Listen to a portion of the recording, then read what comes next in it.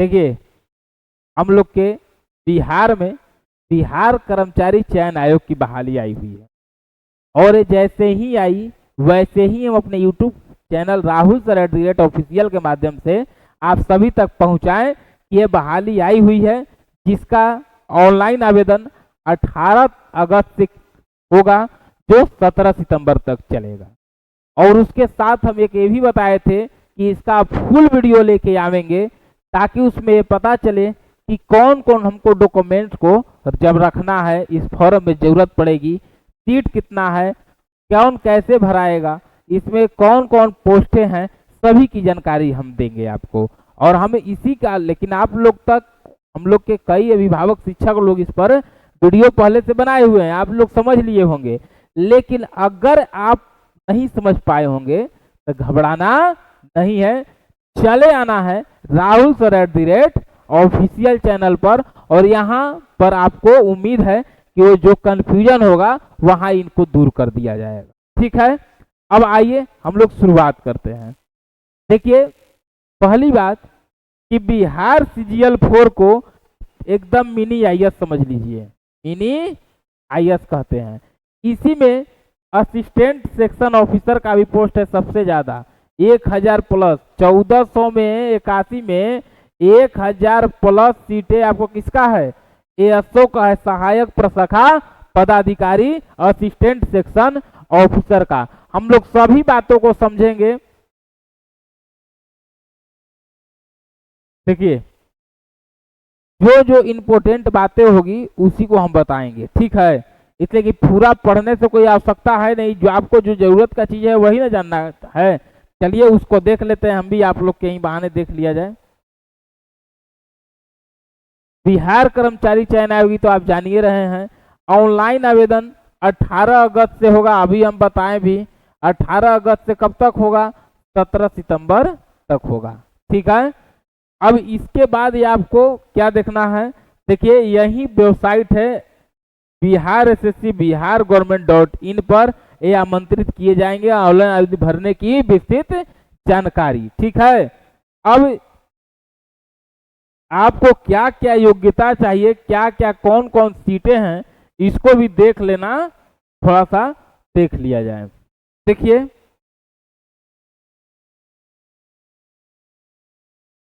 पहला देखिए लेवल 7 का जॉब है, सहायक प्रशाखा पदाधिकारी, यही हम बताएं ASO है, असिस्टेंट सेक्शन ऑफिसर, वेतन 7। वेतन 7 का मतलब नहीं समझ रहे हैं तो समझ लीजिए, जो SSC सेंट्रल से जो लोग जॉब कर रहे होंगे ना, इनकम टैक्स में एक साइड में, उन लोग के तुलना में यहाँ सैलरी होगा कितना भी कम होगा। तो हमको जहां तक लग रहा है 7वां वेतन है, तो आपको 70-75 के बीच में स्टार्टिंग पेमेंट होगा, बहुत बढ़िया पेमेंट है, 70-75 के बीच में। और इसके लिए आपको डिग्री क्या चाहिए तो देख लीजिए, किसी भी मान्यता प्राप्त विश्वविद्यालय से स्नातक किए हो। योजना सहायक, ये भी लेवल 7 का जॉब है, सेम यही है कि विश्वविद्यालय से स्नातक किया हुआ हो। सुनिए सांख्यिकी सहायक, अब इसके लिए देखिए जब सांख्यिकी जैसे ही लगा, कुछ न कुछ एक्स्ट्रा इसमें मांगा गया होगा विश्वविद्यालय से। हाँ देखिए गणित, अर्थशास्त्र, वाणिज्य, सांख्यिकी विषय से स्नातक परीक्षा उत्तीर्ण होना चाहिए, बात ध्यान में है। अब डाटा एंट्री, डाटा आ गया तो यहाँ भी कुछ विशेष होना चाहिए। किसी भी मान्यता प्राप्त विद्यालय से स्नातक के साथ किसी मान्यता प्राप्त संस्थान से PG, DCA अथवा BCA, BSc, IT या समकक्ष उसके कोई डिग्री होना चाहिए। देखिए किसी भी मान्यता प्राप्त विश्वविद्यालय से स्नातक तो होना ही चाहिए, इसके साथ मान्य प्राप्त संस्थान से PG, DCA, BCA, BSc आपको होना चाहिए, BSc, IT होना चाहिए। ठीक है, अब इसके बाद यही सब सीट के ही बारे में इसमें बात है। चलिए अगला पेज पर चलिए। देखिए अब विभाग द्वारा उपलब्ध कराई गई रिक्तियों के कोटिवार विवरणी निम्नवत है। ठीक है, हम लोग भी देख लेते हैं। देखिए आरक्षण वार रिक्तियों की संख्या 35% आरक्षण बा। देखिए 35% महिलाओं के लिए आरक्षण है, आरक्षण। अब देखिए, अब इसमें अगर देखिए सहायक प्रशाखा पदाधिकारी का 1064 है, कितना है 1064, जिसमें से आप देख रहे हैं कि 572 पुरुष के लिए और 200 इसमें किसके लिए, तब महिला के लिए। 572 किसके लिए, तब पुरुष के लिए। सेम बढ़ते चल जाइए, 102 पुरुष के लिए, 36 महिला के लिए, 17 पुरुष के लिए। सब जाति के अनुसार अनुसूचित जनजाति, जाति पिछड़ा वर्ग के लिए इतना है, निम्न वर्ग में महिलाओं टोटल मिला के आपको कितना है, तो 1064 है, जिसमें एएसओ की सीटें हैं और इसमें से ये महिलाओं का नीचे में लिखा गया है। अब आइए दिव्यांग के लिए भी कुछ अलग से दिया गया है आपको, ये देखिए दिव्यांग के लिए दिया गया है ये सीटें आपको, ठीक है। स्वतंत्रता सेनानी के पोता पोती नाती नतिनी हेतु आपको एक पद है, आपको यहाँ भी दिया गया है, ठीक है। अब आइए नीचे, ये तो पदे की जानकारी दिया गया है सब सीट के बारे में।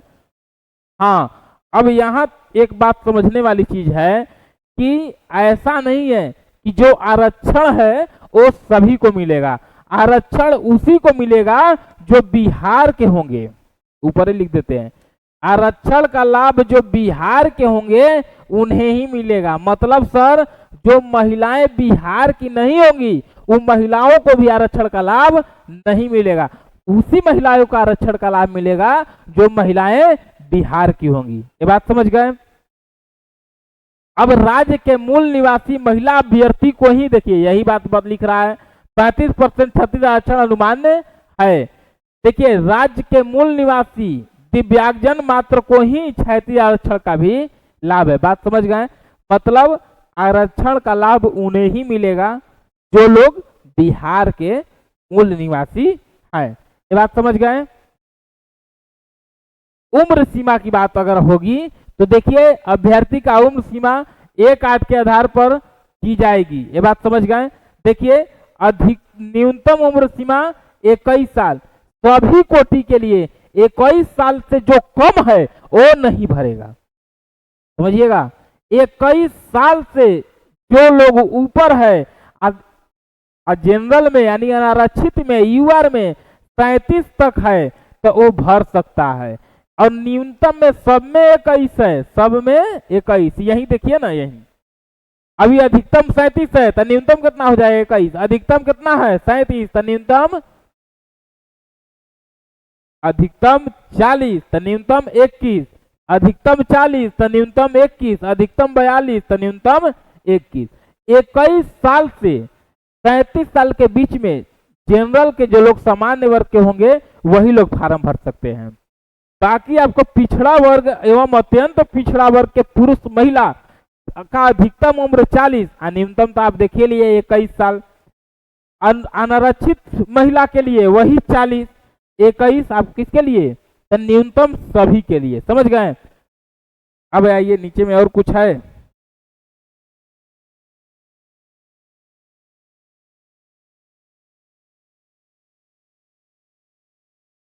इस सब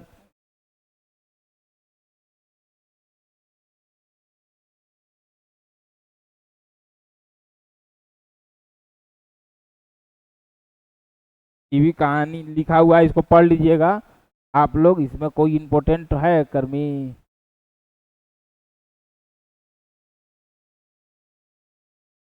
हाँ, परीक्षा की प्रवृत्ति पर आइए। देखिए उक्त परीक्षा के लिए ऑनलाइन आवेदन पत्र भरने वाले अभ्यर्थी को अपनी जाति के अनुरूप आरक्षण कोटि को सही और स्पष्ट रूप से उद्धृष्ट करना अनिवार्य होगा। मतलब कि जो जिस जाति के हैं उस जाति के जो भी आपका जाति के अनुरूप जो आरक्षण कोटि है उसको सही स्पष्ट आपको भरना होगा। परीक्षा की प्रवृत्ति वस्तुनिष्ठ होगी यानी ऑब्जेक्टिव होगी। ऑब्जेक्टिव मतलब जैसे देते आ रहे हैं टिक मारने वाली होगी, समझ गए। अब जब यहाँ समझ गए तो बिहार कर्मचारी चयन आयोग, हाँ देखिए लिखा हुआ है परीक्षा संचालन नियमावली 40,000 से अधिक आवेदन प्राप्त होने पर प्रारंभिक परीक्षा आयोजित की जाएगी। मतलब अगर मान लीजिए कि अगर 39,000 फार्म भराया, मान लीजिए, संभव ना है, इतना लाख में फार्म भराएगा, इतना हजार में भी गणना कर रहा है। अगर 39,000 भराया तो एक ही एग्जाम होगा जिससे आपको चुन लिया जाएगा। लेकिन अगर 40,000 से अधिक जनसंख्या हुई तो ये प्रारंभिक परीक्षा होगा, मतलब पीटी और मेंस होगा। मेंस भी ऑब्जेक्टिव होगा, ये भी ध्यान रखिएगा। इसके लिए अलग से आएगा, पहले हम लोग पीटी के लिए रहते हैं। प्रारंभिक परीक्षा वस्तुनिष्ठ प्रवृत्ति की होगी।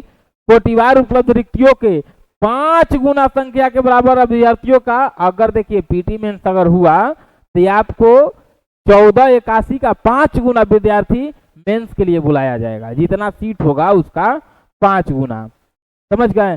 अगर अब ये देखिए, ये पॉइंट एकदम देखने लायक है, ताकि एकदम क्लियर लिखा गया है कि सामान्य अंक प्राप्त करने वाले अभ्यर्थी, अगर मान लीजिए कि हमारा भी आ गया 1 नंबर, अगला का भी आ गया 1 नंबर, सेम नंबर अगर आ गया, उसमें अगर हमको चुनना हो तो जन्म तिथि के अनुसार जेकर उम्र ज्यादा होगा उसको चुन लिया जाएगा मेगा सूची में। अब समझिए कि ऊपर रखा जाएगा समान अंक, और मान लीजिए कि उम्रों उसका समान है, अंक भी समान है, तो उस स्थिति में अंग्रेजी वर्णमाला जेकर नाम से कैसे चलेगा, आरोही क्रम में, आरोही क्रम में नाम से उसको चुन लिया जाएगा। नहीं समझ में आया? देखिए, अगर हमारा अगला का नंबर सेम रहा तो जन्म तिथि के आधार पर अगर जिसका ज्यादा रहेगा उसको लेके चला जाएगा मेगा सूची के लिए। अगर मेगा सूची में भी अगर उसका जन्म तिथि नंबर सब समान दिख गया, उस स्थिति में आपको अंग्रेजी वर्णमाला जो उसके नाम है उस लेटर के हिसाब से आरोही क्रम में लेके मेगा सूची में चला जाएगा। ये बात समझ गए? इनका कहने का यही मतलब है। सामान्य अध्ययन, देखिए सामान्य ज्ञान का होगा जिसका निम्नांकित विषय होंगे, यहीं पर देख लीजिए। सामान्य अध्ययन से लग रहा है कि 50 क्वेश्चन पूछेंगे, सामान्य विज्ञान से भी और सामान्य गणित मिला के 50 क्वेश्चन पूछेंगे, मानसिक क्षमता और जांच इसका भी 50 क्वेश्चन पूछेंगे। अब थोड़ा सा समझिए,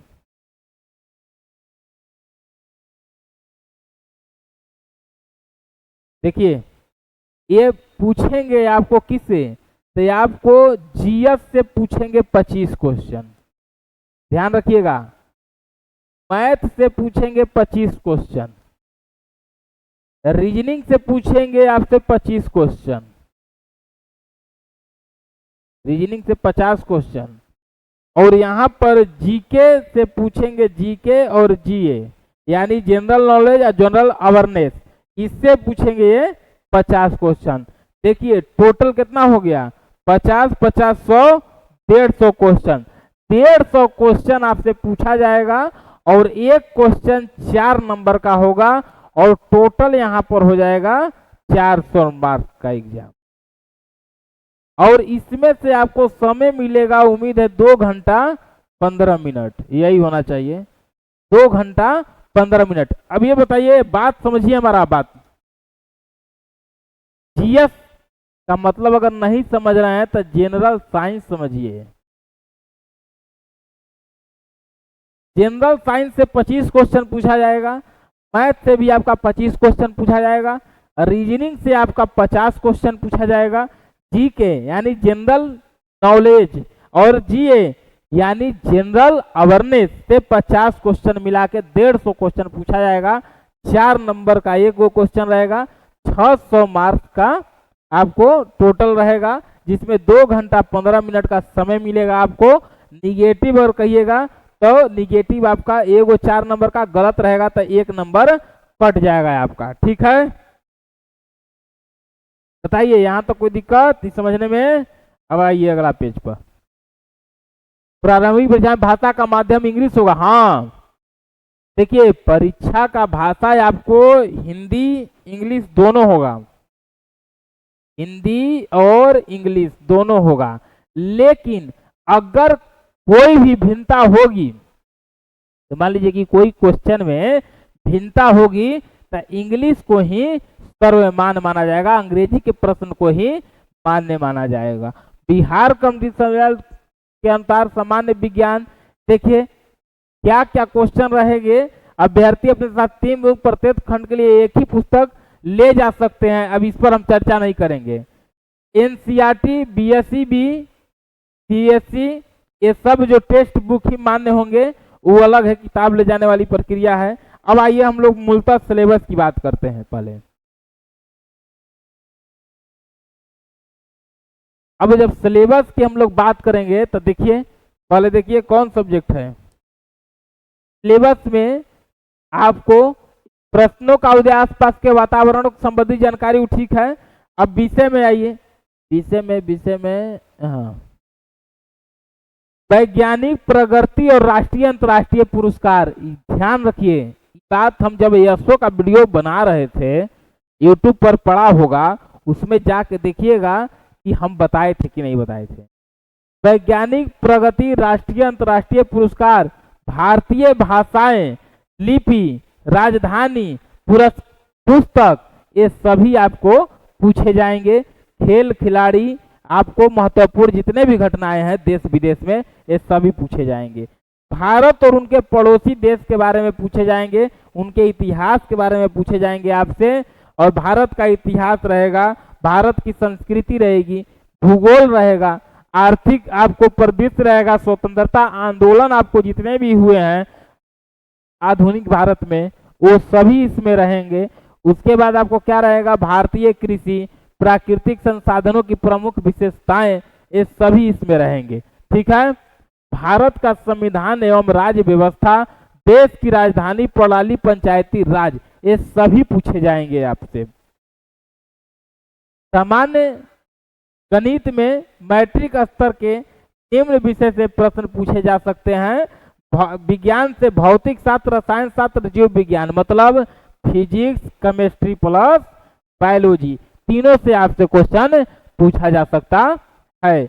अब आइए मानसिक क्षमता जांच, ठेठ में रीजनिंग है। गैर शाब्दिक दोनों प्रकार के, यानी शाब्दिक एवं गैर शाब्दिक दोनों प्रकार के रीजनिंग पूछे जाएंगे आपसे। और समानता, भिन्नता, स्थान कल्पना, समाधान विश्लेषण, दृश्य स्मृति, विभेद, अवलोकन, ये सब पढ़े हुए हैं ना, ये सब पढ़ लीजिए, यही सिलेबस है। अब आइए यहाँ देखिए, मुख्य परीक्षा अगर आपको होगी तो मुख्य परीक्षा में भी सेम आपको जो हम बताएं अभी पैटर्न,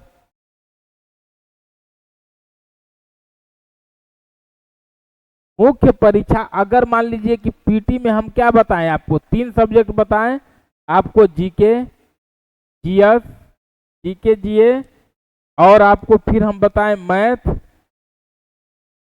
मैथ के साथ हम बताएं कौन, तो मान लीजिए जनरल साइंस, फिर हम आपको बताएं रीजनिंग। एक क्वेश्चन कितना का हो गया, तो ये 50 हम क्वेश्चन बताए थे, ये भी 50 क्वेश्चन बताए थे, और ये भी 50 क्वेश्चन बताए थे। लेकिन अगर फिर पीटी के बाद मेंस होगा, इसके लिए अलग नोटिफिकेशन आएगा। लेकिन यहाँ जो चीजें लिखी गई है मेंस में, उसके आधार पर देखा जाए तो आपको ये तीनों तो रहेगा ही रहेगा, ये तीनों सेम बने। एक इसके अलावा एक हिंदी का परीक्षा होगा जिसका क्वालिफाई 30% नंबर आपको लाना होगा। यही बात यहाँ बताया जा रहा है। देखिए 30% से अधिक अंक लाएंगे, उन्हीं का दूसरा पत्र मूल्यांकित किया जाएगा। मतलब कि 30% से अगर कम नंबर आया तो उसको आगे का कॉपी को ऐसे ही छोड़ दिया जाएगा। देखिए हिंदी का जानकारी होना चाहिए ना आपको, समझ गए। अब आइए आगे देखिए क्वालिफाई मार्क्स। अब यहाँ पर द्वारा निर्गत संख्या इतना मुख्य परीक्षा हेतु कोटिवार न्यूनतम मार्कदंड निम्नवत है। अब देखिए ये मुख्य परीक्षा के लिए है। अब आइए यहाँ पर देखिए फीस की बात करिएगा तो जो लोग भी फीस में, जो लोग भी सामान्य वर्ग से हैं, पिछड़ा वर्ग से हैं, अत्यंत पिछड़ा वर्ग के पुरुष अभ्यर्थी हैं जो बिहार के ही हैं, उनका कितना लगेगा 540 रुपया, 540। अनुसूचित जाति अनुसूचित जनजाति बिहार के अस्थायी निवासी जो हैं उनका कितना लगेगा, तो 135 रुपया। सभी श्रेणी के दिव्यांग के लिए भी लगेगा 135 रुपया। सभी श्रेणी के महिलाओं, सिर्फ बिहार के लिए ध्यान रखिएगा, बिहार से अगर बाहर की जो महिलाएं होंगी उनका 135 नहीं लगेगा, उनका कितना लगेगा, 540 लगेगा। ठीक है। बिहार राज्य के बाहर के सभी श्रेणी के अभ्यर्थी, चाहे किसी भी कैटेगरी के हो, किसी भी जाति के हो, उनका कितना लगेगा, तो 540 आपका लगेगा। लेकिन बिहार की जो महिलाएं हैं, जो अभ्यर्थी हैं, उनका कितना लगेगा, 135 रुपया। बिहार के जो सामान्य वर्ग और पिछड़ा वर्ग से जो लोग हैं उनका कितना लगेगा, तो 540 रुपया। बताइए यहां तक कोई दिक्कत, यहां तक?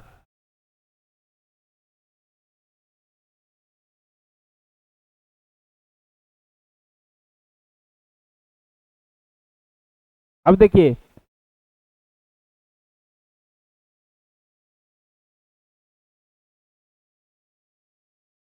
आरक्षण के लिए उम्मीदवारों को अस्थायी आवासीय प्रमाण पत्र प्रस्तुत करना अनिवार्य होगा। अगर आरक्षण का लाभ लेना है तो ये सब कागजात आपको बनवा के रखना होगा, यानी जाति प्रमाण पत्र, अस्थायी निवास, मूल निवास, डोमिसाइल प्रमाण पत्र, पिछड़ा वर्ग एवं अत्यंत पिछड़ा वर्ग के उम्मीदवारों को क्रीमिलियर रहित प्रमाण पत्र, मुख्य परीक्षा आवेदन भरने के समय अपलोड करना अनिवार्य होगा। पिछड़ा वर्ग, अत्यंत पिछड़ा वर्ग की दशा में ये पढ़ लीजिएगा आप लोग।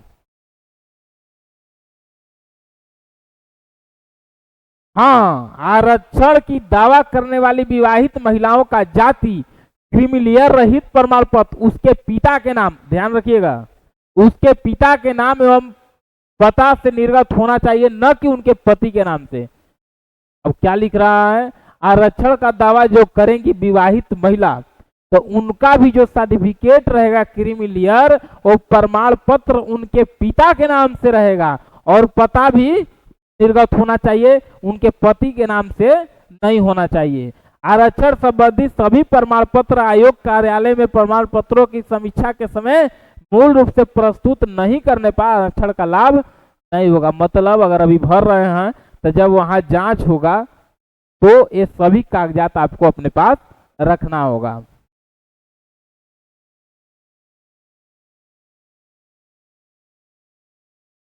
ये सब आप लोग पढ़ लीजिएगा।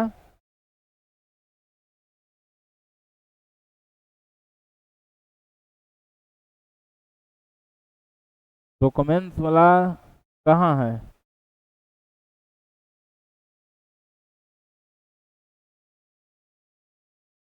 देखिए ये, हाँ यही कड़ी समझना है। अब बस ये समझिए, हो गया काम। देखिए, ऑनलाइन आवेदन की प्रारंभ की तिथि 18 अगस्त है। फिर यहाँ पर परीक्षा शुल्क जमा करने की तिथि 17 तारीख तक है, यानी 17 सितंबर तक है। ऑनलाइन आवेदन भरने की अंतिम तिथि 19 तारीख तक है आपका। कितना है, 19 तारीख लिखा हुआ है ना।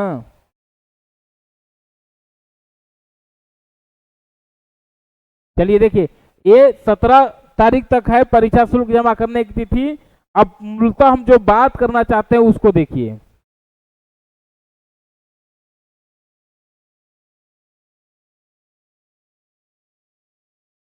देखिए यहीं पर लोग कंफ्यूज हो रहा है, इसी के लिए वीडियो फाइनली हमारा बनाना पड़ा है। देखिए, जो लोग भी ग्रेजुएशन किए हुए हैं, यहां पर देखिए थोड़ा सा,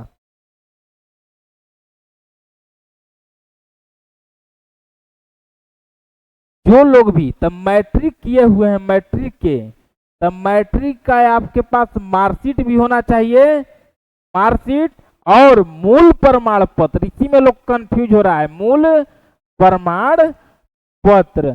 ठीक यही पर आपको ग्रेजुएशन में भी आपको देखिए,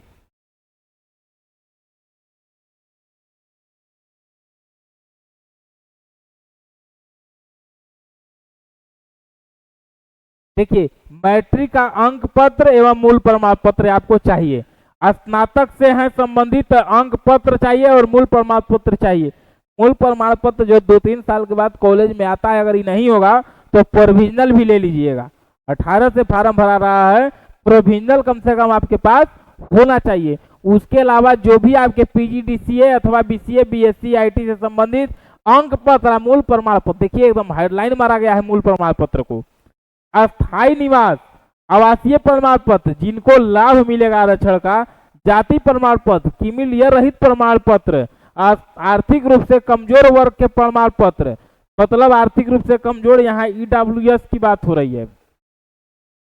स्वतंत्रता सेनानी के पोता पोती नाती नतनी का प्रमाण पत्र, दिव्यांग संबंधित प्रमाण पत्र, ये सभी कागजात आपको बना लेना होगा। 18 तारीख से ये फॉर्म को भरा जाएगा। अब शॉर्ट कोट में एकदम समझ लिया जाए। यहाँ पर देखिए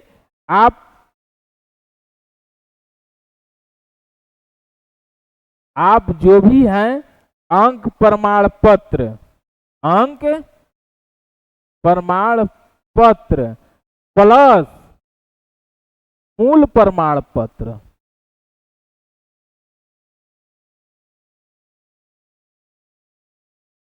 ये दोनों सर्टिफिकेट आपके पास होना चाहिए। उसके बाद आपके पास अगर जाति का लाभ लेना है तो जाति प्रमाण पत्र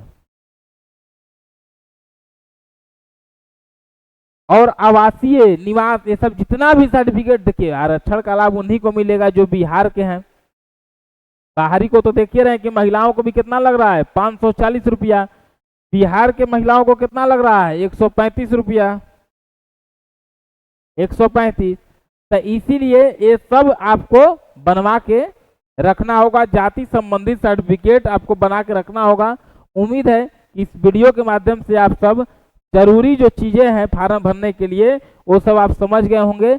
उम्मीद है कि आपको समझ में आ गया होगी। वीडियो लंबा हो रहा है, अब अगली वीडियो में बात करेंगे, नहीं तो ज्यादा लंबा हो जाएगा तो फिर मजा नहीं आएगा वीडियो में। ठीक है, एक बार और वीडियो यूट्यूब पर जाएगा तो आप सभी से उम्मीद है कि इसको देख लीजिएगा। ठीक है, चलिए ठीक है।